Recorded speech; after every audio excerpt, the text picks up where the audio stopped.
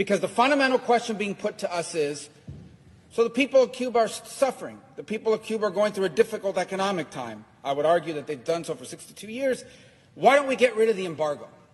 It would make life easier for them. And I want to address it. I want to address it especially to those that are not as familiar with this issue. First of all, let me begin by saying there are no American ships blockading Cuba, surrounding the island of Cuba. In fact, Cuba, frankly, does not have an embargo in the way people think. Cuba trades with the whole world.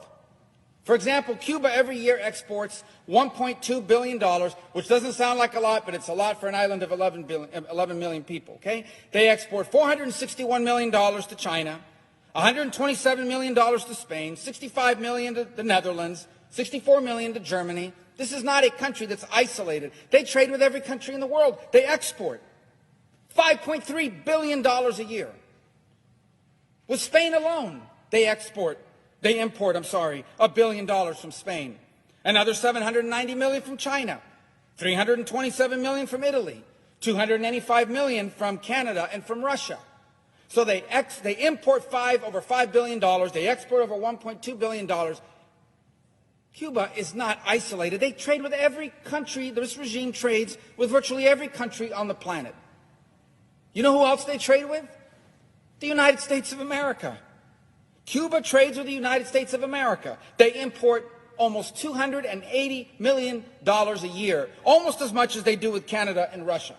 And no one accuses Canada and Russia of having a blockade on Cuba. 66% of the chicken that's eaten in Cuba, which is the staple protein in Cuba, comes from the United States. Half their soybeans come from the United States. There is only one blockade in Cuba, and it is the blockade that this regime has imposed on its people. Now, yesterday, the President announced, or the White House announced, they're going to stand up some remittances group to try to figure out how do we make it easier for relatives to send money to their relatives on the island of Cuba.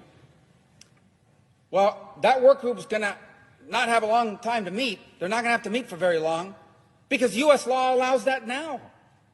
It is not illegal to send money to your relatives in Cuba. The only thing that's prohibited is you can't send the money through this bank that the Cuban military set up in Panama. That's the only thing that's prohibited.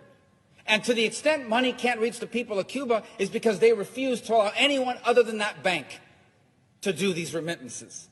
And by the way, they've prohibited depositing dollars. Here's how it works for them. You send your relative $100, they take 10% of it, then they take the dollars, they don't let them deposit it, they pocket the dollars, and they give them this worthless Cuban currency.